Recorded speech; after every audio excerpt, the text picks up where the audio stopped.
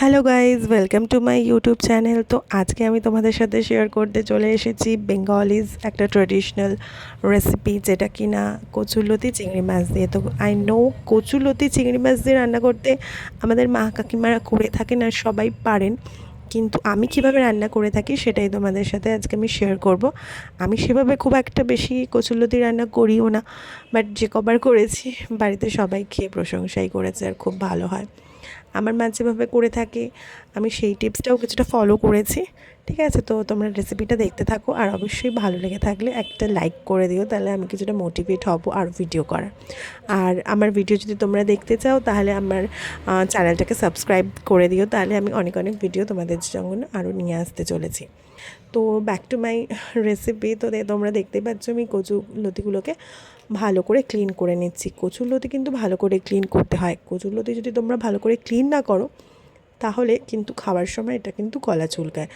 আর তোমাদের জন্য আমি একটা ছোট্ট টিপস শেয়ার করতে চলে এসেছি, যেটা কি না কচুরলতি কাটার সময় অনেকেরই সবারই হয়, আমাদের মা কাকিমা বা যারা আমরা কচুরলতি কেটে থাকি সবারই হয়, হাতটা আমাদের ফিঙ্গার টিপসগুলো আর নখের ভেতরগুলো আমাদের কালো হয়ে যায়। তো সেক্ষেত্রে যদি তোমরা হাতে কিছুটা লেমন জুস আর সল্ট দিয়ে হাতের ফিঙ্গার টিপসগুলোতে ম্যাসাজ করো, যেখানে হয়েছে বা স্ক্রাব করে নাও, দেখবে হাতটাও চুলকোবে না।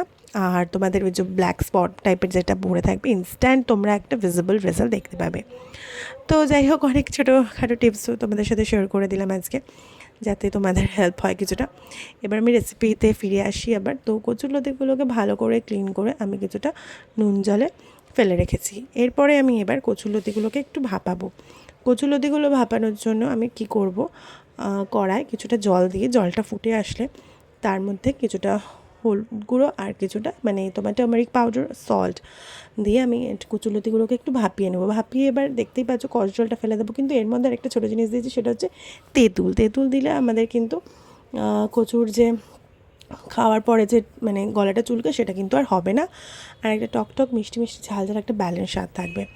এরপরে আমি কড়ায় কিছুটা পরিমাণে বেশ খানিকটা তেল গরম করে এর মধ্যে কালো জিরে, পেঁয়াজ আর রসুন থেতো, অনেকটা পরিমাণে রসুন থেতো আর কিছুটা কাঁচা পাকা লঙ্কা। আমার কাঁচা লঙ্কা বাড়িতে কিছুটা শেষ হয়ে গেছিলো, ছিল না বলতে গেলে, তো যেটাই ছিল কাঁচা পাকা লঙ্কা দিয়েছে। দেখছো চিংড়ি মাছগুলোও কিন্তু আমি আগে থেকে ফ্রাই করে নিয়েছি। তো আমি এইভাবে এটাকে ভালো করে ভেজে নিচ্ছি। ভেজে এবার কিন্তু আমার 50% কুক হওয়া যে লতিগুলো, কারণ লতিগুলো আমি আগে থেকেই কিছুটা সেদ্ধ করে নিয়েছি, তো সেই সেদ্ধ করে রাখা ভাপিয়ে রাখার লতিগুলোকে এই সুন্দর করে আমি ভেজে নিচ্ছি। পেঁয়াজ, রসুন আর কাঁচা পাকা লঙ্কাগুলো, আর রসুন কিন্তু বেশি পরিমাণে দিতে হবে, আর ঝালটাও কিন্তু বেশি পরিমাণে দিতে হবে।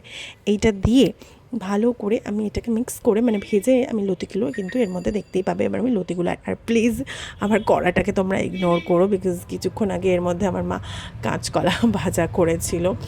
কাঁচকলা ভাজা কি সেদ্ধ আই ডোন্ট নো, এরকম কিছু একটা করেছিল। যাই হোক, তো ওই জন্য কড়াটা কালো হয়ে গেছে। তো আমি তেঁতুলগুলোকেও দেখছো মানে এর মধ্যে দিয়ে দিয়েছি। তেঁতুলগুলো কিন্তু ফেলছি না, আমার ভাপানোর সময় যে তেঁতুলটা অ্যাড করেছিলাম। আর আমার গলাটাকেও ইগনোর করো। আমার এই ঠান্ডা গরমে, এখানে কলকাতায় এতটাই গরম, ঠান্ডা গরমে সারাদিন এসির মধ্যে থেকে থেকে আমার কিন্তু গলাটাও বসে গেছে। তো প্লিজ আমার কড়াটাকে আর আমার গলার ভয়েসটাকে তোমরা ইগনোর করো, তোমরা ভিডিওটাকে কিন্তু ভালো করে কনসেন্ট্রেট করে দেখো।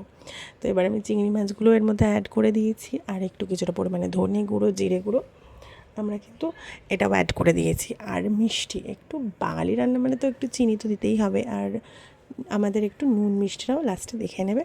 দেখতেই পাচ্ছ আমার কচুরলতি কিন্তু একদম রেডি হয়ে গেছে।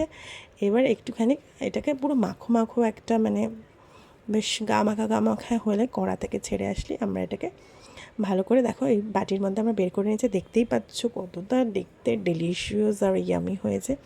খেতেই কিন্তু মানে দেখতে যতটা ভালো হয়েছে, খেতেও কিন্তু খুব খুব ফাটাফাটি হয়েছে। তোমরা দেখেই বুঝতে পারছো খেতে কতটা ভালো হয়েছে।